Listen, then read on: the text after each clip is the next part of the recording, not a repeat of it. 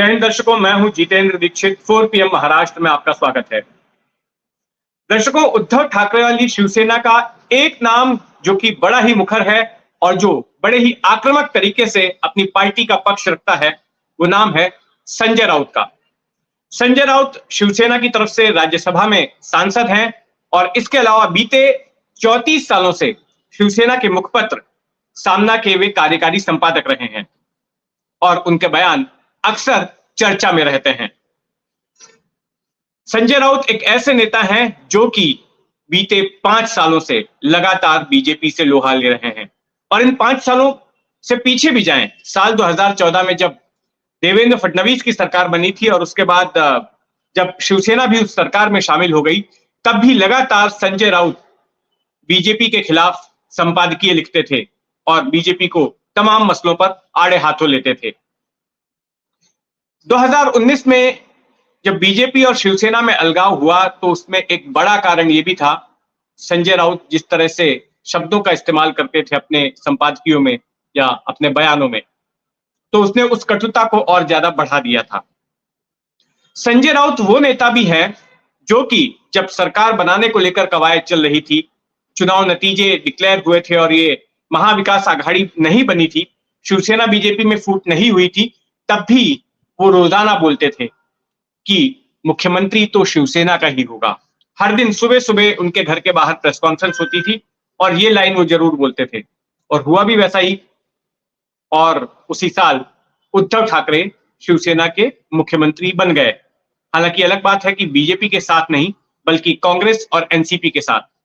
1995 के बाद पहली बार फिर कोई शिवसेना का नेता मुख्यमंत्री के पद पर आसीन हुआ था। महाविकास आघाड़ी को बनाने में भी संजय राउत ने एक अहम भूमिका अदा की थी। 24 अक्टूबर 2019 को जब विधानसभा चुनाव के नतीजे आए, उसी शाम से संजय राउत ने शरद पवार के साथ बातचीत करनी शुरू कर दी थी और तभी से यह लगने लगा था कि बीजेपी और शिवसेना के बीच कुछ तो गड़बड़ हो गई है और आखिर में वही निकलकर सामने आया। बीजेपी से अलग हो गई शिवसेना और कांग्रेस एनसीपी के साथ मिलकर महाविकास आघाड़ी बना ली और उस आघाड़ी की सरकार 2.5 सालों तक रही। अपने इस आक्रामक रवैये और उद्धव ठाकरे की वफादारी की कीमत भी संजय राउत को चुकानी पड़ी। एक मामले में एनफोर्समेंट डायरेक्टरेट ने उन्हें गिरफ्तार कर लिया और कई महीने उन्हें मुंबई की आर्थर रोड जेल में रहना पड़ा। अक्सर जेल में जाने के बाद या ईडी से सम्मन आने के बाद या पूछताछ किए जाने के बाद हमने देखा कि कई नेताओं के सुर बदल जाते हैं। खास करके बीते 8-10 सालों में ऐसा ही हुआ है। जो नेता बीजेपी के विरोध की बात करते थे, अचानक वो बीजेपी के समर्थन में बात करने लग जाते हैं या फिर सत्ताधारी पक्ष के साथ हो जाते हैं। लेकिन संजय राउत ने जेल में वक्त गुजारने के बाद भी अपना स्टैंड कायम रखा और वो शिवसेना ठाकरे गुट के साथ बने रहे और उद्धव ठाकरे के वफादार अभी भी बने हुए हैं। अब यही संजय राउत फिर एक बार विवाद में है और ना केवल संजय राउत बल्कि इनके साथ साथ पार्टी के प्रमुख उद्धव ठाकरे भी विवाद में हैं। इनके खिलाफ कल के दिन महाराष्ट्र विधानसभा में बीजेपी के विधायक राम कदम ने विशेषाधिकार हनन का प्रस्ताव लाया है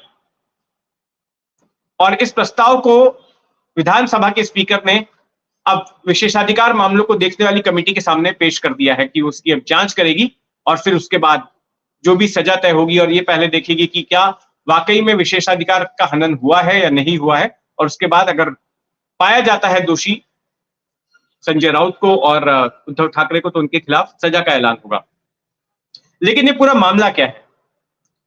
दरअसल ये पूरा मामला जुड़ा हुआ है विधानसभा के स्पीकर राहुल नार्वेकर से और इस कहानी की शुरुआत होती है 2022 जून से, जब शिवसेना में बगावत हुई।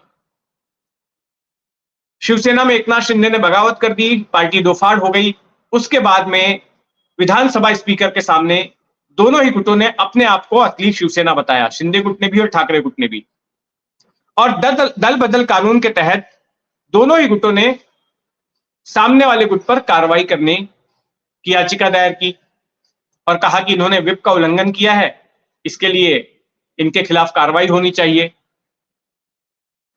यह मामला कई महीनों तक लटका रहा। फिर इसके बाद उद्धव ठाकरे गुट सुप्रीम कोर्ट में गया और सुप्रीम कोर्ट ने इसके बाद फटकार लगाई स्पीकर को और एक मियाद तय कर दी गई कि आप इस तारीख तक जो है फैसला सुनाइए। अंतिम तारीख जो है 10 जनवरी की मुकर्रर हुई। तो इस 10 जनवरी को राहुल नार्वेकर ने अपना फैसला सुना दिया और फैसले में यह बताया कि असली शिवसेना जो है वो एकनाथ शिंदे वाली है, ना कि उद्धव ठाकरे वाली। उनके इस फैसले से चंद महीनों पहले चुनाव आयोग ने भी ऐसा ही फैसला सुनाया था कि असली शिवसेना एकनाथ शिंदे की है। पार्टी का आधिकारिक नाम भी उनको दे दिया गया और जो आधिकारिक चुनाव चिन्ह था धनुष बाण वो भी उनको दे दिया गया। तो अब जब स्पीकर राहुल नार्वेकर ने यह फैसला सुनाया तो उन्होंने पार्टी के संविधान का हवाला दिया कि पार्टी के संविधान के मुताबिक जो है उद्धव ठाकरे पार्टी नहीं चला रहे थे और इस आधार पर एकनाथ शिंदे के गुट को उन्होंने असली शिवसेना मान लिया।